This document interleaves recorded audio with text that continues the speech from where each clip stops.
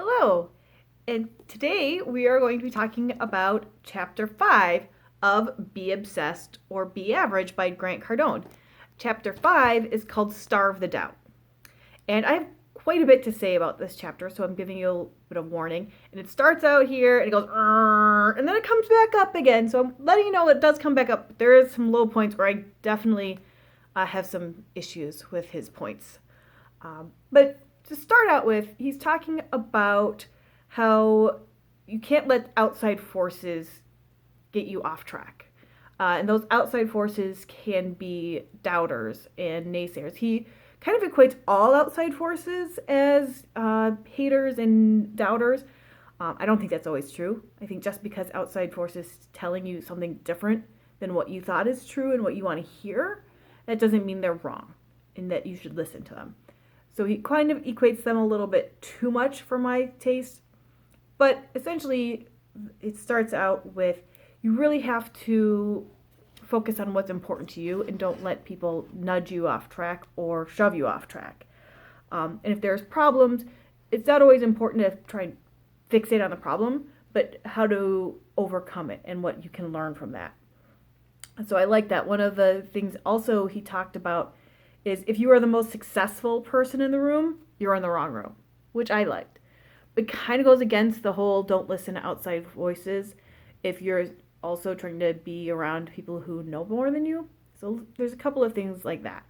One thing that I'm definitely getting through this book is that if the message in this book is if you do not already have a high level of self-confidence, go work on that first, then start this book, because you're not going to be able to follow through on a lot of his advice if you're not already coming in with a lot of belief in yourself and what you're doing, because he is just going all at it. And this is where it starts kind of going downhill. Yes, have self-confidence. Yes, believe in yourself. But then he talks about how free time is one of the bigger threats to your success, and taking time off is a mistake. I agree that if you want to meet the devil, have white space in your calendar. I'm a person who I get more done the busier I am. But I don't agree that just because you take time off, you're having a mistake. It's a problem.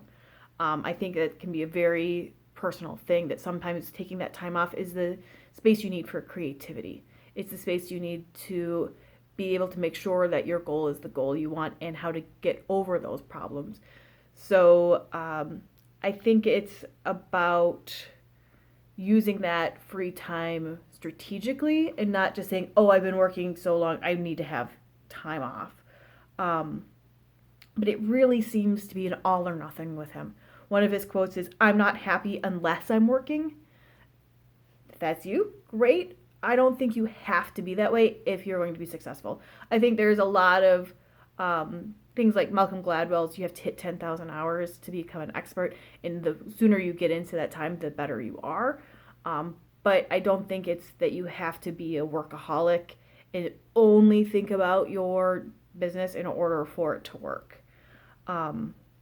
He talks about the myth of balance and how you don't have to prioritize everything because you can do everything.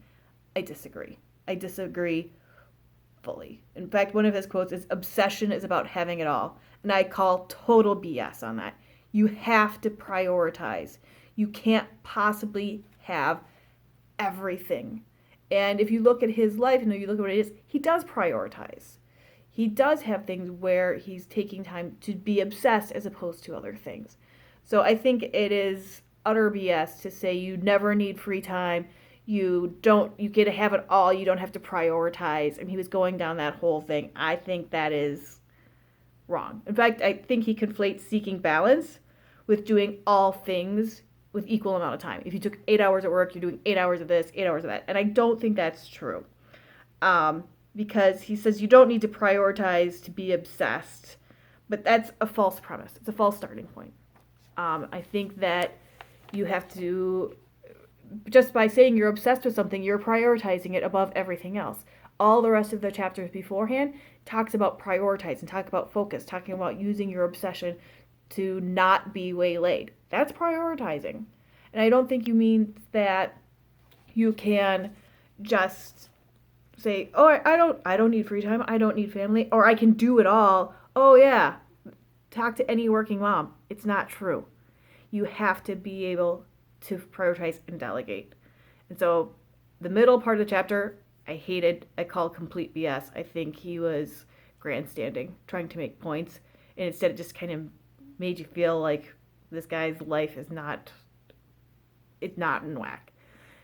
Then he takes a left turn, and then I'm okay with it, because then he starts talking about dealing with haters and naysayers, and kind of pulls it all together.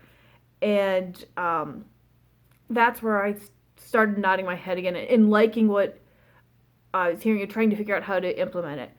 Part of it was like having big, crazy goals, like think big, and I like that idea.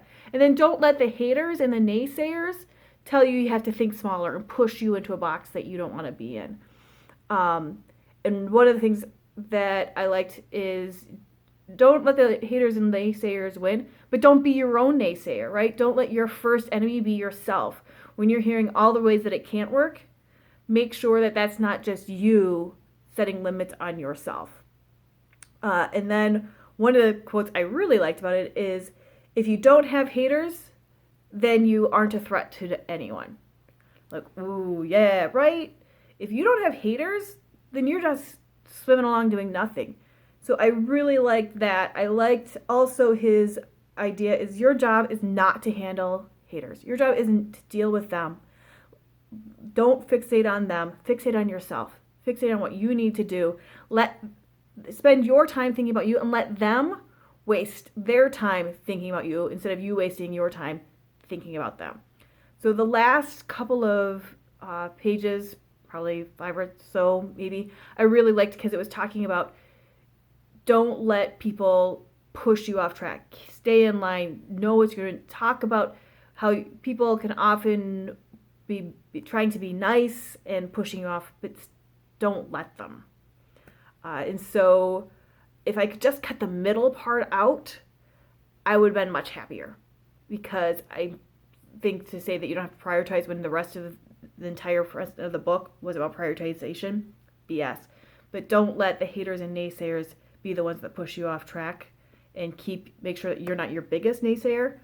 I was all in for. So that was chapter 5. Like I said, I had a lot to say. Hopefully you have some thoughts about what he had to say and what I had to think about it as well. So thanks very much.